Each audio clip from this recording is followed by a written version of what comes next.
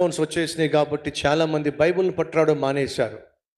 నేను అనేక దేశాలకు వెళుతున్నప్పుడు నాతో పాటు వాక్య పరిచర్య చేసేటటువంటి సేవకుల్ని చూస్తూ ఉంటాను. వాళ్ళు కూడా కొంతమంది బైబిల్ పట్టరాట్లా సెల్ ఫోనే పట్టుకొస్తున్నారు. సెల్ ఫోన్ చూసి వాక్యం చెప్పేస్తున్నారు. అలా చెప్పడం తప్పు అని చెప్పట్లేదు, కానీ ఇక సేవకులే బైబిల్ పట్టడం మానేస్తే ఇక సామాన్యులు బైబిల్ పట్టుకొస్తారంటారా? ఈ బైబిల్ని మనం పట్టుకొస్తున్నప్పుడు లోకానికి మనం సాక్ష్యం ఇస్తున్నాం. ఏమిటి అని అంటే, ఈ బైబిల్లో ఉన్న దేవుణ్ణి మేము సేవిస్తున్నాం అని లోకానికి మనం సాక్ష్యం ఇస్తున్నాం.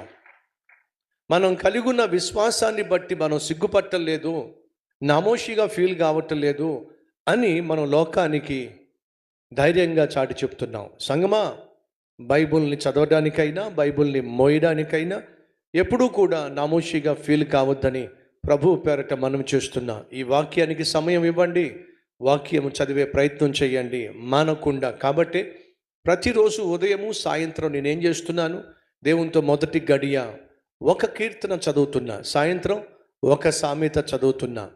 నేను చదవటమే కాకుండా మీరు కూడా చదవాలని చెప్పి మీరు నేను మనము కలిసి బైబిల్ని చదవాలి అని ప్రయత్నం చేస్తున్నాం.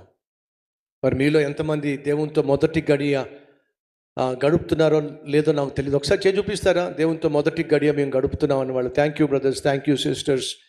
ఇంకా మొదటి గడియ లేక సాయంత్రం దేవునితో మీ దినాన్ని గడపలేకపోతున్నారో మీరు కూడా ప్రయత్నం చేయాల్సిందిగా కోరుతున్నా. మొదటిగా ఏమిటో చెప్పండి. గొర్రెల ద్వారం దేనికి సాదృశ్యం?